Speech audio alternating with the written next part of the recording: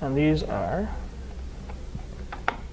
some visualizations that people created using R packages only, which I thought were pretty cool.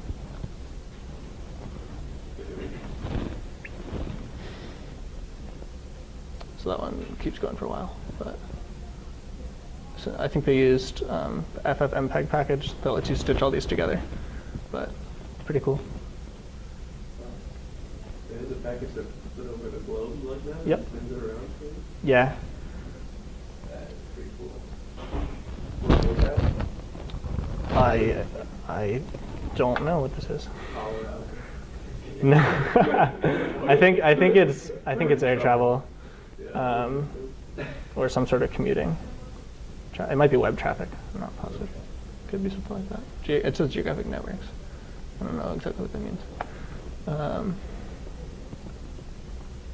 And this one I thought was appropriate given the time frame. So this is from 2012, and it's showing Obama and Romney's campaign trails over time and where they were traveling and everything. That's cool.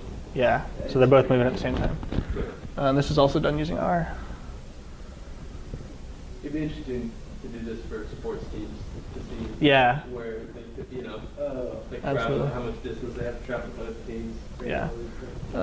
Let's see, a couple of things I noticed were like Obama was president at the time, so he spent a lot more time in DC or that area. Yeah. And then I think Romney takes a trip internationally at some point, and the map like spreads out. So we'll wait and see. Yeah, see now he's in London, so they didn't actually map it, but he's over in Europe somewhere. Why the hell is he in London? I have no idea.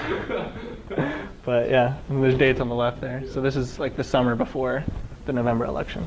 Oh yeah. So this is after they've already won their, been selected their conventions. So they're the candidate.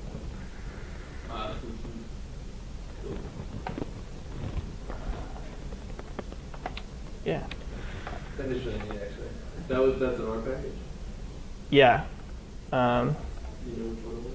So they were using Geosphere for the plotting, but they used a few others for their data manipulation. But yeah, I can send you the link to the actual article about it. Yeah, I'd like to see it for the current. Yeah. Yeah. Yeah, that would be interesting. I don't know when that gets released, or like, who keeps up with where they're traveling. But Yeah. I assume it's up on the internet somewhere. It's like a weird thing to sit to have. Yeah. You're the exact coordinates because of the United States of America. Okay, and here's a lot more that weren't necessarily made in R or exclusively in R. So this is a racial date map of the entire US using census data from 2010. And it's very high resolution, which I appreciate. So you can zoom in and see a lot more diversity probably in urban areas. Then you can remove it and just look at people overall and just look at population density and see how there's nobody living over here. Yeah, it's pretty cool. Yeah. So that's a fun interactive to play with. This one is actually really cool. It's called Urban Scratch Off. And so this is bottom of Manhattan, and from early, I guess, 1924. And when you scratch off, you can see a more modern version of those areas. Oh. Yeah. So this is using JavaScript, and there's a way to hide an image underneath another image, essentially. And so you just click, and it'll reveal the lower image. That's pretty cool. Yeah. I don't know when I would ever need to use it, but I think it's really cool.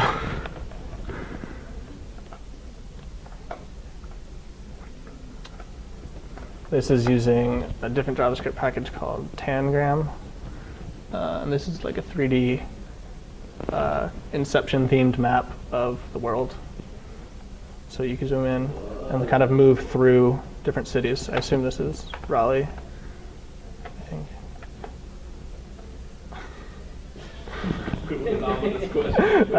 I'm not going to worry about that. You can type in Raleigh.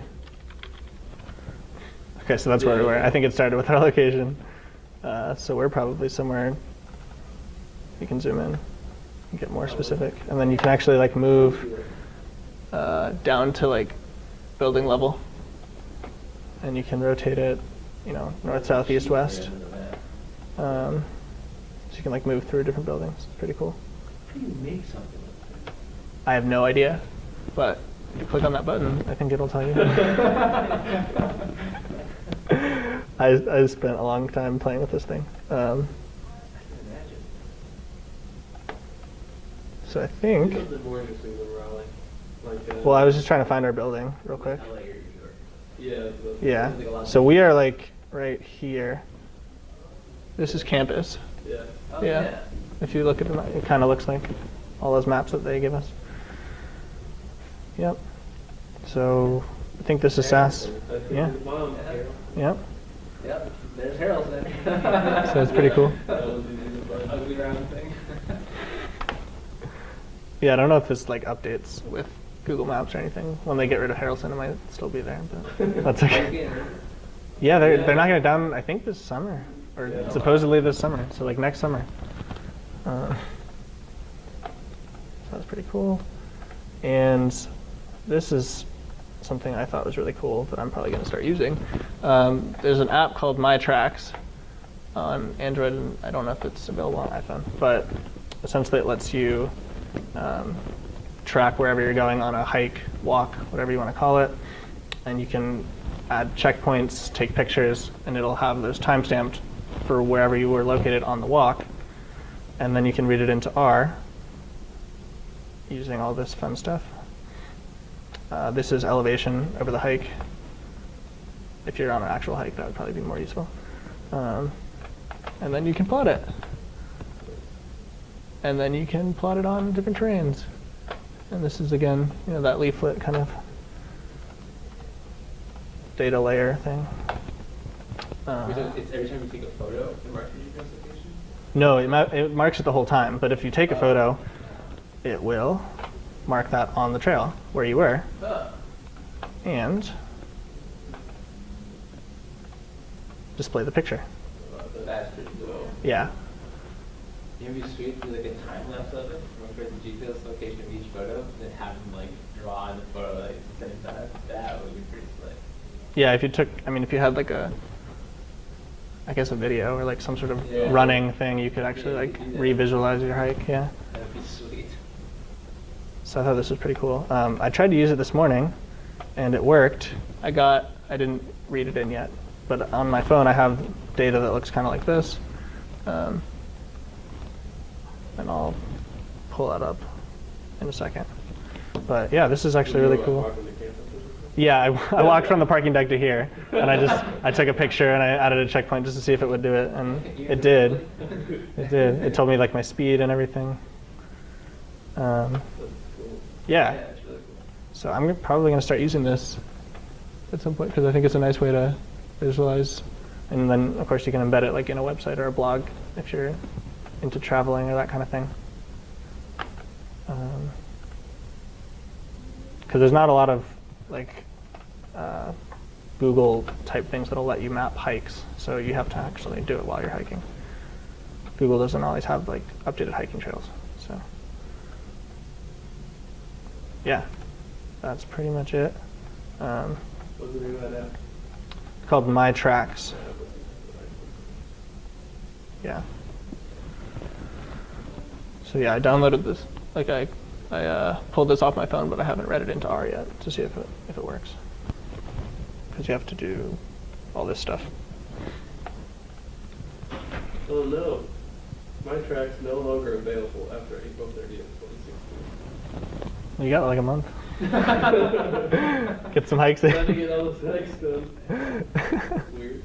That is weird that they do it for Android and not. Oh, it's Google's app. Is it? Yeah. Okay, that makes more sense.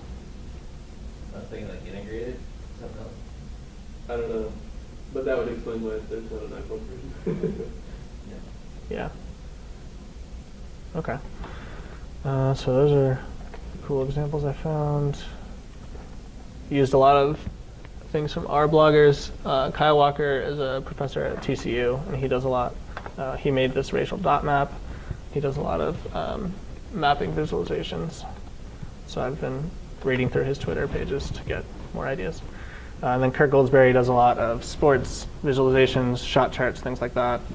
And he's kind of how I got interested in making visualizations.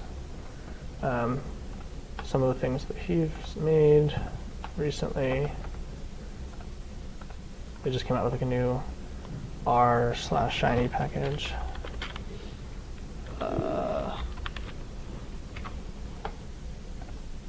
Interactive shot charts.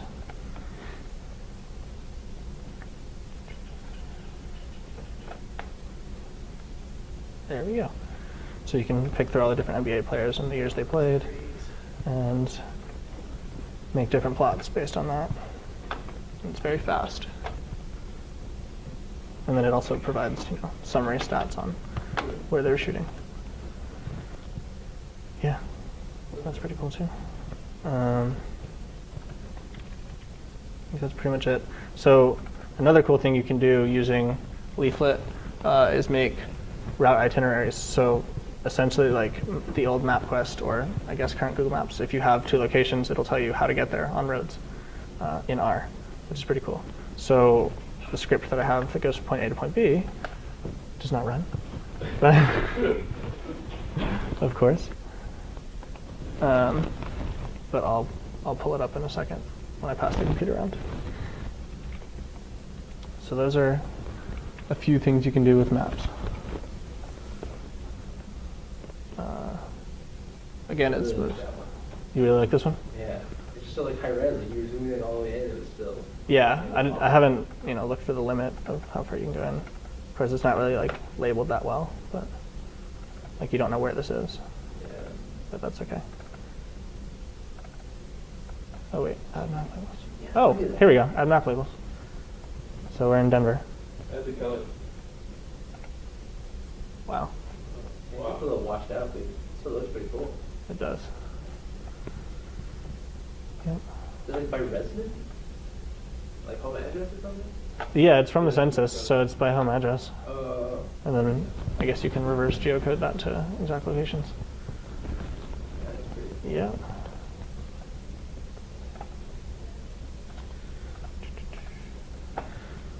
So yeah, R is good at making static things, not as good at making interactive things on its own. It usually has to interface with Leaflet or D3 or something else. But it's pretty flexible in what it can join up with.